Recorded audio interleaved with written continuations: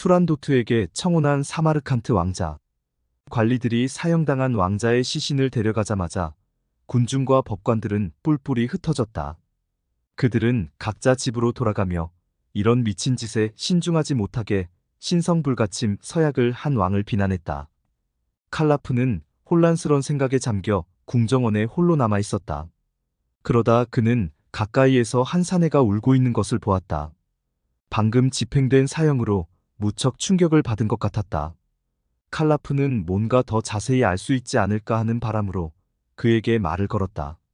당신이 이토록 처절하게 슬퍼하는 것을 보니 참 안타깝군요. 당신이 얼마나 고통스러운지 이해합니다. 그런데 혹시 당신은 방금 죽은 왕자를 개인적으로 알고 있었나요? 그가 눈물을 흘리며 대답했다. 그야 물론이죠. 나는 그의 사부였소. 오, 가엾은 사마르칸트 왕. 당신 아들이 이렇게 죽었다는 소식을 듣는다면 얼마나 상심하실까? 누가 감히 이 소식을 전할 수 있을까요? 칼라프는 어떻게 해서 사마르칸트 왕자가 중국 공주를 사랑하게 되었는지 물었다. 사부가 대답했다. 당신은 내가 들려줄 이야기를 듣고 분명 놀라실 것입니다. 사마르칸트 왕자는 부왕의 궁에서 행복하게 살고 있었습니다. 왕자는 보통 낮에는 사냥을 하거나 마차를 타고 거리를 돌아다녔고 밤에는 궁에서 가장 아름다운 여자들을 자기 거처로 은밀히 불러들여 온갖 종류의 술을 마시며 향락에 빠져 있었습니다. 그는 아름다운 시녀들이 춤추고 노래를 부르고 악기를 연주하는 것을 보며 즐겼습니다. 한마디로 그의 인생은 매 순간 쾌락들로 이어져 있었습니다. 그러던 중 어느 유명한 화가가 궁에 도착했습니다. 그는 자신이 들렀던 수많은 왕국 공주들의 초상화를 가지고 왔습니다. 그가 초상화들을 왕자에게 보여주었습니다. 화가가 먼저 보여주는 초상화들을 쳐다보며 왕자가 말했습니다. 오, 정말 아름다운 그림들이군요. 그러나 난 이 초상화의 주인공들이 당신이 이렇게 그리지 않으면 안 되게 했을 거라고 확신하오. 왕자님, 여기 초상화들은 공주들에게 아부하기 위해 한층 더 미화시킨 것임을 부인하지 않겠습니다.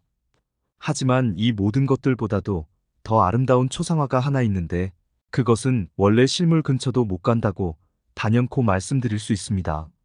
이렇게 말하면서 화가는 초상화가 들어있는 작은 상자에서 중국 공주의 초상화를 꺼냈습니다.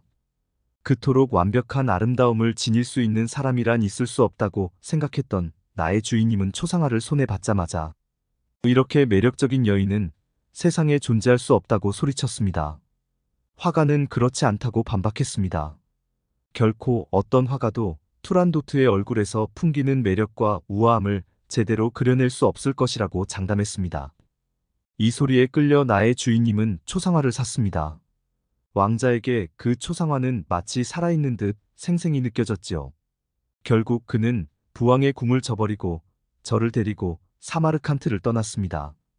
주인님은 이 도시로 와서 공주에게 청혼을 하려고 결심하고 있었습니다. 우리는 이곳에 도착해서 그 가혹한 포고령에 대해 알게 되었습니다. 그런데 왕자는 이 소식을 듣고 충격을 받는 것이 아니라 기뻐하며 이렇게 말하는 것이었습니다. 투란도트 공주를 찾아가 그녀의 질문을 받겠소. 난 그렇게 재치 없는 사람이 아니니까 분명 공주를 얻을 수 있을 것이오. 방금 전에 본 광경으로 나머지를 예측할 수 있을 테니 말씀드릴 필요도 없을 것입니다. 가엾게도 사마르칸트 왕자는 잔인한 미녀의 물음에 정답을 대지 못했습니다. 그 공주는 남이 피 흘리는 것을 즐기는 냉혈한이며 이미 적지 않은 왕자들의 목숨을 잃게 한 악마입니다. 왕자는 자신이 곧 죽음을 맞이해야 한다는 것을 알고 그 매정한 공주의 초상화를 저에게 주었습니다. 공주의 귀한 초상화를 맡길 테니 이 소중한 유산을 잘 간수하시오. 부왕에게 나의 운명을 알릴 땐 그분에게 이 초상화를 보여주기만 하면 될 것이오. 이처럼 매혹적인 모습을 본다면 아버님께서도 나의 경솔한 행동을 용서할 것이라 믿어 의심치 않소? 왕자의 사부가 덧붙여 말했다. 아, 이토록 비통한 소식을 다른 누군가가 임금님에게 전달해주면 좋을 텐데. 나는 여기서 멀리, 그리고 사마르칸트에서도 멀리 떨어진 곳으로 가서 나에게 매우 소중했던 왕자님의 죽음을 애도하고 싶습니다. 이게 당신이 알고 싶어 하는 것에 답할 수 있는 전부입니다. 그는 옷 안자락에서 초상화를 꺼내 분통을 터뜨리며 땅바닥에 집어던졌다. 오, 가증스런 초상화요. 네가 나의 주인님의 손에 떨어졌을 때 왜 주인님은 나와 같은 눈으로 널 보지 못했을까? 오, 피도 눈물도 없는 잔인한 공주여. 지상의 모든 왕자들이 지금 내가 내게 느끼는 감정을 느낀다면 좋을 텐데. 그러면 너는 그들의 사랑의 대상이 아니라 공포의 대상이 될 것이다. 사마르칸트 왕자의 사부는 이 말을 끝으로 증오의 눈길로 궁을 바라보며 그 자리를 떠나갔다. 칼라프 왕자는 내팽개쳐진 투란도트 공주의 초상화를 주워들고 전날 묵었던 숙소로 돌아가려 발길을 돌렸다. 왕자는 어둠 속을 헤매다가 어느새 성 밖으로 나가게 되었다. 그는 중국 공주의 아름다움을 감상하기 위해 조바심을 내며 날이 밝기를 기다렸다. 드디어 날이 밝아왔고 그는 마침내 호기심을 채울 수 있게 되었다. 그는 초상화를 펼치기 전에 잠시 망설였다. 내가 지금 무얼 하려는 거지? 이처럼 위험한 물건을 내 눈으로 직접 볼 것인가?